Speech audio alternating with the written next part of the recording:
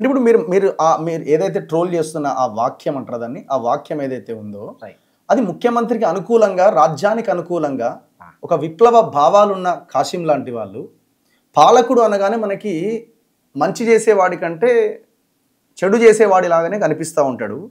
అట్లాంటి భావజాలం ఉన్న మనలాంటి వాళ్ళకి సో మంచి ఉన్నా కూడా దీని వెనకాల ఏమైనా కుట్ర ఉందేమో అని మనం ఆలోచించి ఆ కోణాన్ని ఆలోచించిన తర్వాత ఆ మంచిని వెతుకుతూ ఉంటాము. మరి అలాంటప్పుడు అంత వర్డ్ అట్లాంటి వాక్యాన్ని ఎట్లా వాడతాడు కాశీం లాంటి వాళ్ళు అన్నది ఒక ప్రశ్న కదా. అవును అవును. అయితే నేను వాడిన ఉద్దేశం కూడా ప్రధానం కదా. వాక్యాన్ని వాడాం, చమత్కారాన్ని వాడాం.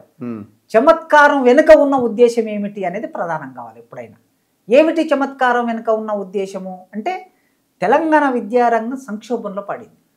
మొత్తం భారతదేశంలోనే విద్యారంగం సంక్షోభంలో ఉంది. ప్రధానమంత్రులు, మంత్రులు, మేధావులు అందరూ మాట్లాడుతున్నారు. భారతదేశంలో నాణ్యమైన విద్యని మనం విద్యార్థులకు అందించటం లేదు, ప్రభుత్వ పాఠశాలలో, ప్రభుత్వ విద్యాలయాల్లో అందటం లేదు అని అంటున్నాం. 10వ తరగతి చదివిన ఒక విద్యార్థి 5వ తరగతి పాఠ్యపుస్తకాన్ని కూడా చదవలేకపోతున్నారు అంటున్నాం.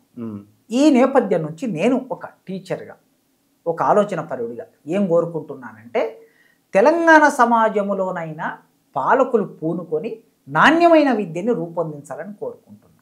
ఆ రూపొందించాలని కోరుకునే క్రమంలో ఒక విద్యాశాఖ మంత్రిగా ఉన్న రేవంత్ రెడ్డి, ఈ రాష్ట్ర ముఖ్యమంత్రి, విద్యాశాఖ మంత్రి కూడా కనుక ఈ మధ్యకాలంలో తరచుగా విద్య మీద మాట్లాడుతున్నారు.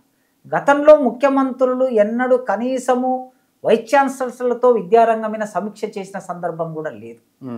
ఐఏఎస్ ఆఫీసర్లతో విద్యారంగం మీద సమీక్ష చేసిన సందర్భం కూడా పెద్దగా లేదు.